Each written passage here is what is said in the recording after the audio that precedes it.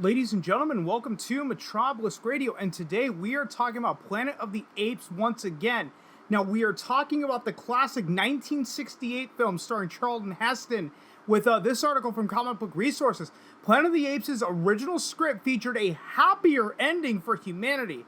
The seminal sci-fi franchise is known for its ironic twists, but an early script for the first Planet of the Apes had a different ending in mind. Yes, a completely different ending than the most famous ending in cinematic, one of the most famous endings in cinematic history. Pierre Boulet, the author of the original novel Planet of the Apes, which serves as the basis for the durable movie and television franchise, believed his work could never be successfully filmed, and a number of people agreed with him. Yes, we already covered that in a prior video regarding Planet of the Apes. The sheer logistics of presenting an entire society of intelligent simians was daunting in the 1960s, when everything required practical effects, to say nothing of a story that required an exceedingly delicate hand to render properly. The fact that it happened at all was something of a miracle. It also came with a much different ending than originally intended.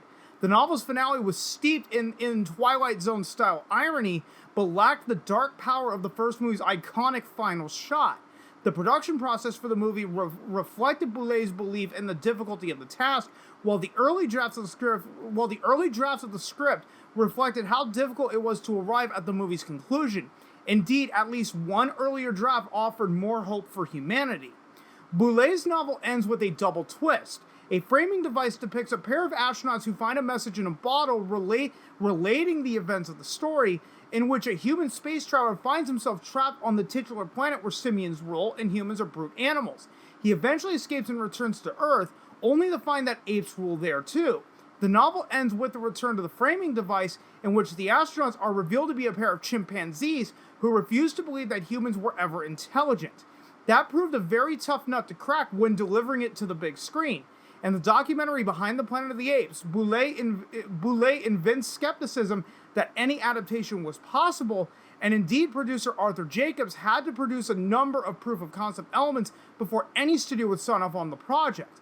That included an initial script by Rod Serling, who was completing work on The Twilight Zone.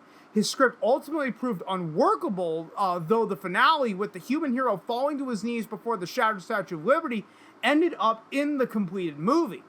With Serling's script deemed unfilmable, writer Michael Wilson was brought in to revise it.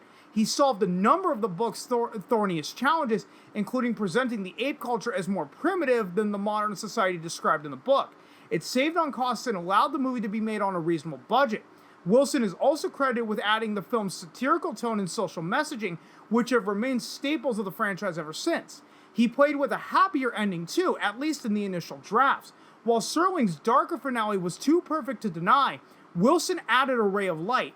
The hero, Taylor, is killed by apes after seeing the Statue of Liberty, but his mate Nova escapes along with their unborn child, providing hope that humanity's intellect and moral compass can be restored, something neither Serling's vision nor the sardonic novel could claim. There's no question which ending was the right one. Really? In addition to its perfect silent twist, the film arrived in the middle of colossal social upheaval, opening one day before the assassination of MLK in 1968 and running in theaters through the summer and autumn that followed. Had it offered a more hopeful view, it might have missed some of the zeitgeist that made it such an ideal comment for the time and place. The ensuing franchise may have looked much different or never come across at all, as well as running what many fans believe is the greatest ending in cinematic history.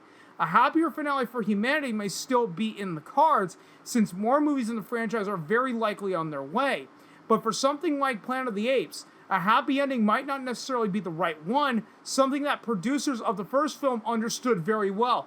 And thank fucking God they did not go with the happier ending. If they went with the happier ending, franchise over. It would have been written off as some, cheesy science fiction movie from the late 1960s, and everyone would have called it a day.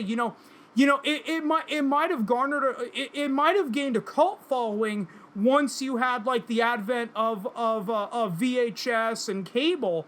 Sure, but would we still be talking about Planet of the Apes in the same way today if that happier ending was included, had they thrown out Rod Serling's original ending. More than likely not. It would probably be talked about in the way that Flash Gordon with Sam Jones is being talked about today, of the fact that it's a cheesy sci-fi movie. It's a good movie that you can just, you can turn on and shut your brain off for an hour and a half and just call it a day. But guys, I want to know what you think. Do you think that alternate ending would have worked had, Taylor been killed off at the end, and then having Nova run off with the unborn child? Or is the original ending way too perfect to fuck with? And guys, I'm going to go ahead and end it right here before I drag this out way longer than it needs to be. So if you stuck around this long, thanks so much for doing so. And if you've been following me long enough, you know I'm terrible at ending these videos, so I will just see you guys next time.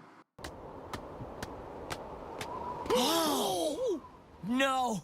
They did it! They blew it up! And then the apes blew up their society, too! How could this happen? And then the birds took over and ruined their society! And then cows! And then, I don't know, is that a slug, maybe? No!